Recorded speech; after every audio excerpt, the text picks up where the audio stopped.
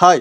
'గోపీచంద్' ఫిల్మ్‌లో ఒక డైలాగ్ ఉంటుంది. ఈ దేశంలో అత్యంత అవినీతి పరులు ఓటర్లే.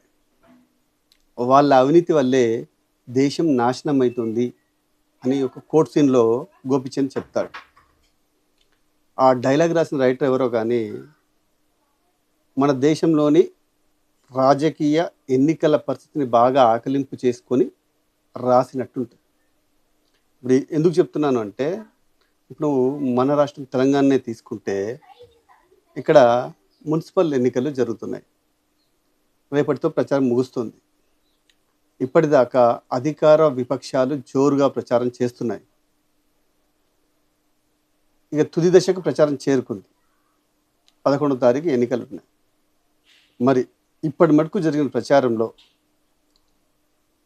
అధికార పార్టీ గత ఎన్నికలకు ముందు ఇచ్చిన హామీల్లో ఎన్ని అమలు చేసింది, వాళ్ళు ఏమేమి అభివృద్ధి పనులు చేశారు, ఎన్ని ప్రాజెక్టులు కట్టారు, ఎన్ని రోడ్లు వేశారు, మున్సిపాలిటీలకు గతంలో ఉన్నదానికంటే ఎంత బెటర్గా మంచినీటి సరఫరా చేశారు, ఉచితంగా ఇస్తానని చెప్పిన 25,000 లీటర్లు మంచినీరు నెలకి అన్నది అమలైందా, రోడ్లు కొత్తవి వేశారా లేదా ఉన్నవి తవ్విపోసారా, కరెంటు ప్రాపర్గా వస్తుందా, రైతులకు నిరంతర కరెంటు అందుతుందా, ఇవి కాకుండా అసలు ఈ 2 ఏళ్లలో ప్రజల ఆస్తుల విలువ కానీ భూముల విలువ కానీ పెరిగిందా, ఇందులో ఏది జరిగింది ఏది జరగలేదు, ఇవన్నీ ఈ మున్సిపల్ ఎన్నికల ప్రచారంలో చర్చకు వచ్చాయా?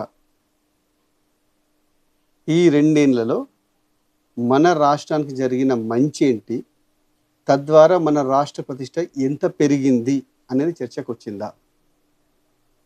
సరే, అధికార పార్టీ చెప్పలేదు, విపక్షాలు చెప్పాయా, ఇదే ప్రశ్నించాయా? ప్రజల నుంచి ఎంతమంది ఇవి ప్రశ్నించారు? మన రాష్ట్రంలో అధికారంలో ఉన్నది కాంగ్రెస్ పార్టీ. వాళ్ళు ఇచ్చిన గ్యారంటీలు, హామీలు ఎన్ని అమలు చేశారు? ఇప్పుడు నిన్న ఇక్కడే అనుకుంటాను, మంత్రి వివేక్ను ఓ మహిళ, ఏం సారు మాకు ఇస్తానన్న నెలకు 2,500 రూపాయలు ఏవి అని అడిగితే, అదేందమ్మా ఇచ్చేసాం కదా అని చెప్పేసి అన్నారు. అక్కడ ఉన్న వాళ్ళతో పాటు ఆ వార్త చూసిన వాళ్ళందరూ కూడా అవాకయ్యే పరిస్థితి. మహిళలకు నెలకు 2,500 రూపాయలు ఎప్పుడు ఇచ్చారు? ఇదే ప్రశ్న అడిగితే మంత్రి చెప్పిన సమాధానం ఏంటంటే, మీకు బస్సు ఫ్రీగా పెట్టాం, బస్కో 500, నీకు కరెంటు ఫ్రీగా ఇస్తున్నాం, దానికో 500, మీకు సన్న బియ్యం ఇస్తున్నాం, దానికో 2,500, మొత్తం కలిపి నెలకు 3,500 రూపాయలు ఇస్తున్నాం, మేము 2,500 రూపాయలు ఇస్తామని చెప్పాము, అంటే ఇంకా 1,000 రూపాయలు ఎక్కువ ఇస్తున్నామని చెప్పేసి ఉల్టా దబా ఇచ్చాడు మంత్రి. పాపం అక్కడున్న మహిళలందరూ కాంగ్రెస్ కార్యకర్తలేమో, లేదంటే చదువుకోని వాళ్ళై ఉంటారు, తిరిగి ప్రశ్నించలేదు. ప్రశ్నించాలని చూసినా కూడా అక్కడ వాళ్ళు ఎవరు కూడా మాట్లాడనివ్వలేదు. ఇప్పుడు మంత్రి చెప్పింది నిజమా అబద్ధమా? నిజంగానే మహిళలకు చెప్పిన హామీకి మంత్రి చెప్పిన సమాధానానికి పోలిక ఉందా, పొంతన ఉందా? మంత్రి చెప్పింది తప్పు అయితే నిలదీసే పరిస్థితిలో ఓటర్లు ఎందుకు లేరు? అధికార పార్టీ పరిస్థితి ఇలా ఉంటే ఇక బీజేపీ ఉంది. బీజేపీ ఎన్నికల ప్రచారం సింపుల్, మమ్మల్ని ఎవడు తిడతాడో మేము వాళ్ళని తిడతాం, అంతే. మమ్మల్ని ఎవ్వడు ఏం అడగకూడదు. మొన్నటి బడ్జెట్లో తెలంగాణకి ఏమొచ్చిందో అడగకూడదు. అసలు 3 సార్లు మోడీ ప్రధానమంత్రిగా ఉండి తెలంగాణకు ఏం చేశాడో అడగకూడదు. తెలంగాణకు ప్రాజెక్టుకు జాతీయ హోదా ఎందుకు ఇవ్వాలో అడగకూడదు. తెలంగాణ నీళ్లు దోచుకెళ్ళిపోయిన జరుగుతున్న ప్రయత్నాల నుంచి మీరు ఏం అడ్డుకున్నారు అని అడగకూడదు. సింపుల్. వాళ్ళ దగ్గర ఉన్నది ఒకటే ఒక మంత్ర, రేవంత్ రెడ్డినో కేసీఆర్నో తిట్టడం. అది వాళ్ళ ప్రచారం. వాళ్ళని ఎవరైనా అడిగారా? వీటితో ఏం సంబంధం సార్? మున్సిపల్ ఎన్నికల ప్రచారంలో గెలిపిస్తే 500 కోట్ల నిధులు తెస్తాను నేను అని చెప్పేసి బండి సంజయ్ అంటున్నాడు. మరి ఎంపీగా గెలిపించి కేంద్ర మంత్రిగా చేశారు కదా, 500 కోట్లు ఏదో అందుకు తేవచ్చు కదా. ఇప్పుడు మున్సిపల్ ఎన్నికల్లో గెలిస్తే తెస్తాను అని చెప్పడంలో అర్థమైంది. ఇది ఎవరన్నా ప్రజలు ఎంపీ గారిని అడిగారా, ఆ మంత్రి గారిని అడిగారా? సంజయ్ గారు, అంతకంటే పెద్ద పోస్టులు మేము గెలిపించాం కదా, మరి దానికి డబ్బులు తెప్పేయాలి కదా, మున్సిపల్ ఎన్నికల్లో గెలిపిస్తేనే 500 కోట్లు తెస్తా అంటున్నారు కదా! మున్సిపల్ ఎన్నికల్లో గెలిపిస్తేనే 500 కోట్లు తెస్తా అంటున్నారు కదా! మరి అంతకంటే పెద్ద పోస్ట్‌లో మిమ్మల్ని గెలిపించాము. మీకు కేంద్ర మంత్రి పదవి కూడా వచ్చేలా చేశాము. మరి ఎన్ని వేల కోట్లు తీసుకొచ్చారు సార్ మీరు కరీంనగర్‌కు అని చెప్పేసి ఎవరైనా అడిగారా? అడిగే పరిస్థితి ఉందా? ఇక బీఆర్ఎస్ దగ్గరికొస్తాం.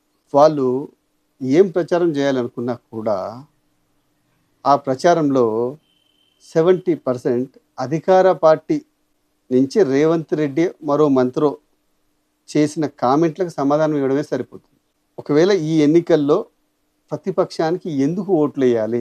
మాకు ఓట్లేస్తే మేమేం చేస్తామనేది బీఆర్ఎస్ నుంచి ప్రజలకు స్పష్టంగా చెప్పారా? మున్సిపల్ ఎన్నికలు బేసిక్‌గా లోకల్ అమ్యూనిటీస్ కోసం ఆలోచించాలి. ఆ పరిస్థితి ఉందా ఇప్పుడు? ప్రచారంలో ప్రభుత్వం ఎక్కడైనా మేము ఈ రాష్ట్రంలో ఇన్ని రోడ్లు వేశాము. రోడ్ కనెక్టివిటీ లేని ఇన్ని గ్రామాలకు మేము కనెక్టివిటీ అందించాము. మంచినీటి సౌకర్యం లేని ఇన్ని గ్రామాలకు మేము మంచినీళ్ళు తీసుకెళ్ళాము. కరెంట్ ఇంకా బెటర్‌ఫై చేశాము. ఇంత బెటర్‌ఫై చేశాము. లేదా విద్యకు సంబంధించి ఇంకా మేము ఇంత బెటర్ చేశాము. చదువుకునే పిల్లలకు మేము ఇట్లా ప్రోత్సహిస్తున్నాము. మన భవిష్యత్ తరాల కోసం ఇగో ఇది చేస్తున్నాము. మున్సిపాలిటీలో అవసరమైన పలానా సౌకర్యాలు మేము ఇలా కల్పిస్తున్నామని గవర్నమెంట్ ఎక్కడైనా చెప్పిందా ఈ ప్రచారంలో? పోనీ ఈ అంశాల గురించి ప్రతిపక్షాలైనా కూడా ప్రశ్నించే పరిస్థితి ఉందా? ఒకరిపై ఒకరు రాజకీయ విమర్శలు చేసుకోవడమే తప్ప ప్రచారం అంతా కూడా జనాల్ని గుమ్రాహ్ చేసేలాగా సాగుతుంది. ఇది ఎవరు కాదనలేని వాస్తవం. ఇప్పుడు బీజేపీ ఉంది. కేంద్రంలో అధికారంలో ఉంది. లాస్ట్ బడ్జెట్‌లో తెలంగాణకు ఏమిచ్చారు? 8 మంది ఎంపీలను గెలిపిస్తే వాళ్ళు మనకు తెచ్చిందేంటి? ఇచ్చిందేంటి? అడిగితే సమాధానం చెప్తారా? అయినా అడగాలి కదా! ఈ ప్రచారం వల్ల చర్చకు వచ్చిందేంటి? ప్రజలకు తెలిసిందేంటి? వాళ్ళు ఎవరికి ఓటేయాలని చెప్పేసి పోయిన సందేశం ఏంటిది? ప్రజాస్వామ్యం అంటే ప్రజల కోసం, ప్రజల చేత, ప్రజల కొరకు జరిగే పాలన కదా! అసలు ఈ స్ఫూర్తిని ఈ దేశంలో మొత్తంగా మర్చిపోయింది ఎవరు? ఈ దేశ ప్రజలే.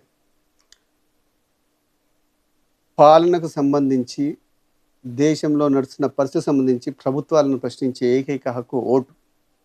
ఆ ఓటు హక్కు చేతిలో ఉన్నప్పుడు దాన్ని ఎందుకోసమైతే ఓటు హక్కు రాజ్యాంగం ఇచ్చిందో దానికోసం మన ప్రజలు వాడుతున్నారా?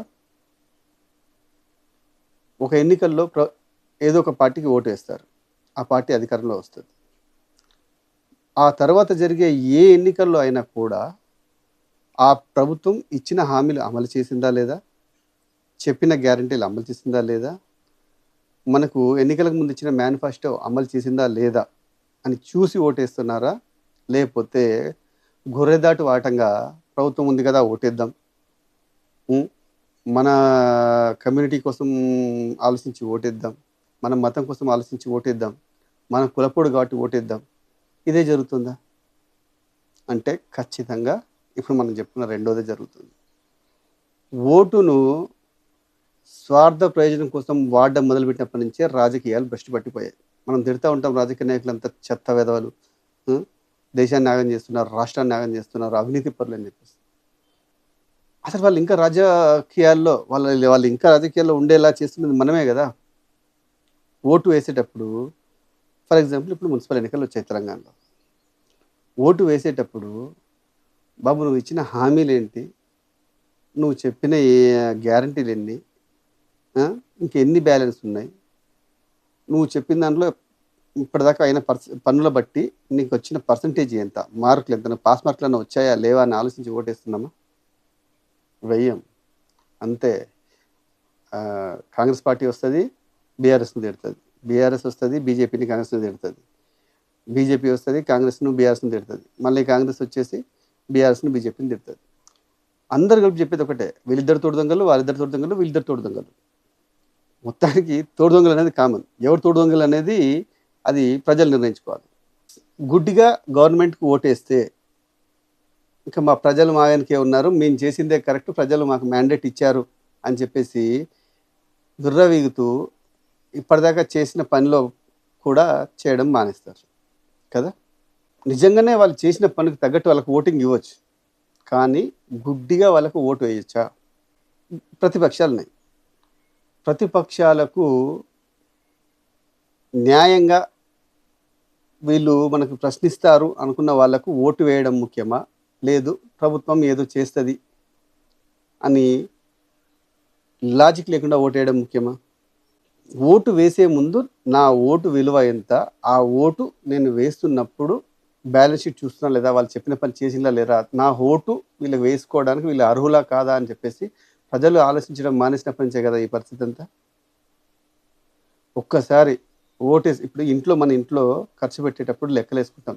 జమ, ఖర్చు, వచ్చేదెంత, పోయేదెంత, మిగులెంత అని.